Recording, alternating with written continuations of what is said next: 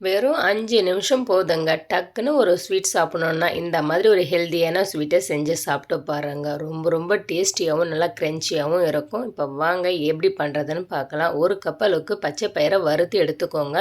அத நல்லா வாஷ் பண்ணி ஒரு குக்கரில் சேர்த்துக்கலாம். 1க்கு 2 கப் அளவுக்கு தண்ணி சேர்த்துக்கோங்க. தேவையான அளவுக்கு உப்பு சேர்த்துக்கோங்க. ஒரு 5 விசில் விட்டு எடுத்துக்கோங்க. இந்த மாதிரி நல்லா குழைவா இருக்கணும். ஒரு மேஷரால மசிச்சு விட்டுக்கோங்க. ஸ்வீட் வந்து உங்களுக்கு தகுந்தபடி நீங்க சேர்த்துக்கோங்க. 1 கப் அளவுக்கு நான் வெல்லம் சேர்த்துருக்கேன். ஏலக்காய் தூள். இதுக்கு மெயின் டேஸ்ட் வந்து பார்த்தீங்கன்னா, ஒரு 1/4 கப் அளவுக்கு பால் பவுடர் சேர்த்துக்கோங்க.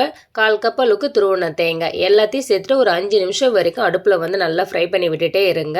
சூடு ஆறுனதுக்கு அப்புறமா நல்லா இந்த மாதிரி சின்ன சின்னதா உருண்டைகளா உருட்டி எடுத்துக்கோங்க. அதுக்கு அடுத்ததா இட்லி மாவு புளிக்காத மாவா இருந்தா கொஞ்சமா மஞ்சத்தூள் சேர்த்துக்கோங்க. சேர்த்துட்டு மிக்ஸ் பண்ணி விட்டுட்டு உருண்டைகளை மாவுல டிப் பண்ணிட்டு மீடியம் ஃப்ளேம் ஆயில ஃப்ரை பண்ணி எடுத்துக்கோங்க. பால் பவுடரும் கீயும் ஆப்ஷனல் தான். சேர்த்தீங்கன்னா டேஸ்ட் நல்லா ரிச்சா இருக்கும். ட்ரை பண்ணி பார்த்துட்டு நம்ம சேனல் மறக்காம சப்ஸ்கிரைப் பண்ணிடுங்க.